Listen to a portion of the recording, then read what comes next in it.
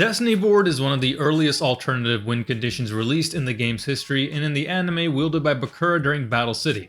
Unfortunately, with this condition relying on a bunch of continuous spells and traps, it is the ultimate glass cannon that has never seen any level of success due to how easily it falls apart. Lore-wise, Destiny Board is tied to another of Bakura's cards, Dark Necrofear.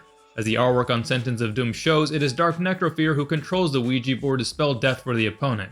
It then follows that the support that currently exists somewhat ties these two concepts together, with a card like Dark Spirit's Mastery being able to search for both pieces. Together, I refer to this as the Dark Spirit archetype. Unfortunately, the few cards of support it has received doesn't even get it up to status of functioning deck, so let's see what we can do about it. The premise of the Dark Spirit deck is simple in its goal, but a bit complex in its function. The goal, of course, is to assemble Destiny Board as the win condition. The execution, however, goes beyond just trying to count down the turns. Konami started in this direction with Sentence of Doom being able to expedite the process of assembling the letters, but I'm taking it many steps further by tying it to Dark Necrofear much more closely. Dark Necrofear is a card that allows you to take control of an opponent's monster, and as such, the key engine of this deck takes control of opponent's monsters and uses those to assemble and protect Destiny Board. Most of the monster lineup are retrains of monsters Bakura used in Battle City, but the first one is new, and that is Baby Necrofear. Like Cursed Necrofear, this card must be summoned by an effect, which includes a built-in one by banishing or sending a fiend monster you control to the grave, or banishing one from your graveyard. Its second effect allows you to tribute it to target and take control of an opponent's monster until the end phase, and then its third effect, adapted from Dark Necrofear's anime effect, is that when it hits the grave, you can activate a Dark Sanctuary from your deck or graveyard. The next bunch are those aforementioned retrains, starting with Headless Knight of Fear, the retrain of Headless Knight, and this has two effects. The first is on summon, allowing you to special summon a Fiend Fear monster from your graveyard in defense position. The second is that when it hits the grave from your hand or field, you can add a Fiend Fear monster from your deck. Up next is the retrain of Portrait Secret, and that is Portrait's Fear, which has the effect where on summon, you can add one Fear to Necro from your deck to your hand. That's a spell I'll get to in a moment.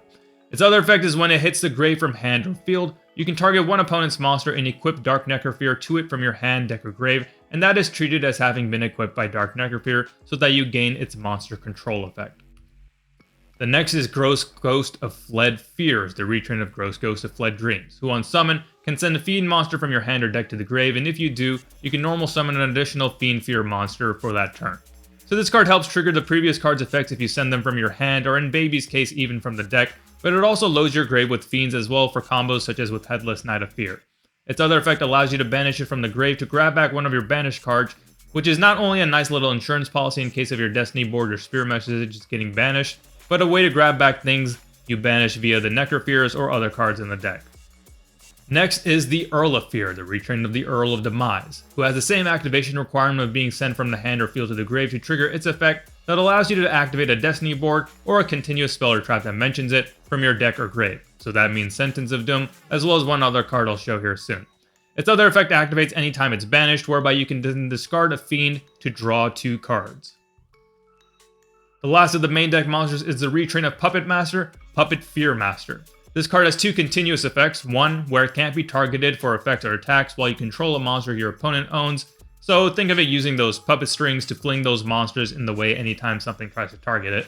The other continuous effect is powerful too, where control of the monsters your opponent owns that you control cannot switch, so mitigating the end phase return of control that a lot of these other cards stipulate.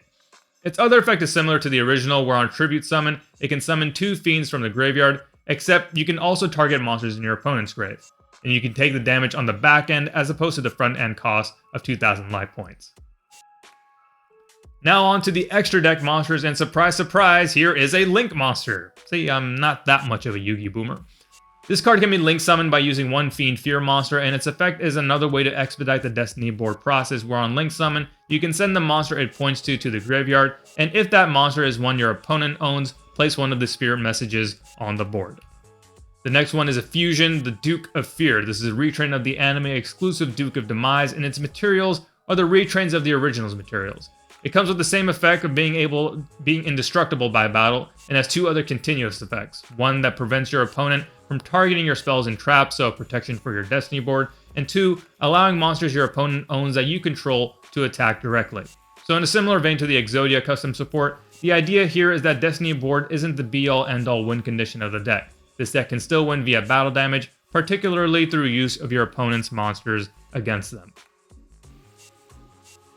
Next is the retrain of Dark Ruler Hades, and that is Dark Spirit Hades. This card has two effects. First is living up to the Hades name, where you can revive a monster from the dead, specifically from your opponent's graveyard in defense, but that monster is banished during the end phase.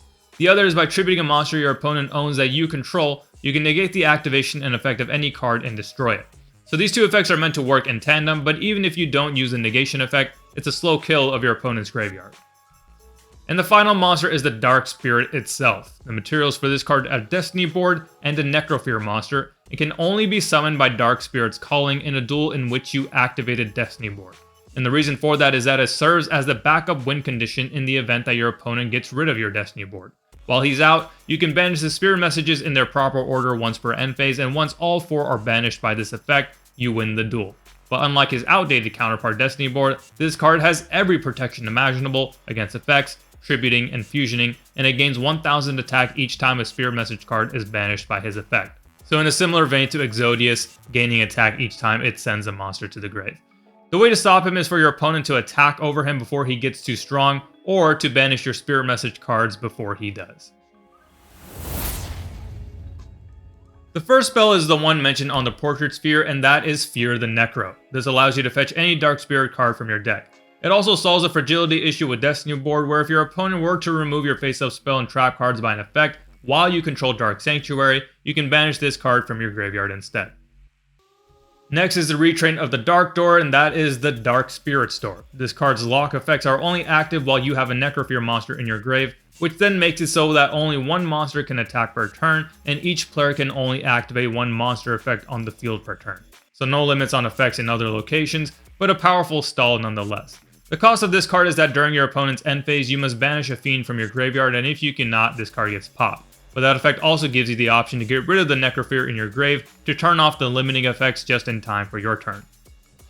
Next is the card mentioned on Dark Spirit, and that is the Polymerization of the deck Dark Spirit's Calling, which can be used to bring out any of the 3 fusions shown by banishing their materials from your field or grave, and if at least one of the materials was from your field, you can take control of an opponent's monster until the end phase. So in the case of bringing out Dark Spirit Hades, it gives you a tribute for its negation effect right off the bat. The card's other effect is in the graveyard, where you can tribute a monster to retrieve it, except the turn this card was sent to the grave. So being able to tribute off your opponent's stuff before you have to give it back during the end phase. The final spell is another retrain, this of Ectoplasma, which is Ecto Spirit. Like the original, this card activates by tributing a monster you control, but it has to be one that your opponent owns, and when you do, you can send one face-up spell or trap you control to the grave, so that could be this, could be getting rid of your own Dark Door, or anything else, to then place a spirit message on the board. Alongside Sentence of Doom and Dark Spirit's Link, this deck now has 3 ways to expedite the process of assembling the message. The one trap of the deck pays homage to Bakura's self-proclaimed favorite card, and that is Change of Fear. This is a counter trap that can be activated when your opponent summons any monsters, allowing you to take control of them until the end phase, so not only a way to leverage your cards that activate by using your opponent's monsters, but a nice piece of non-destruction, non-targeting disruption. Its other effect is from the graveyard, allowing you to banish it to target a monster your opponent controls, then send Change of Heart from your hand or deck to the grave to take control of that monster until the end phase. So, thank you Konami for bringing Change of Heart back into our lives. So that does it for the Dark Spirit archetype support, hope you enjoyed. Took a lot of revamping, but I think this puts the deck in a good shape now with both the ability to win via Destiny board, as well as beating down the opponent with their own monsters. Next up, I'll bring another Bakura deck up to speed, and yet another alternative win condition in his arsenal.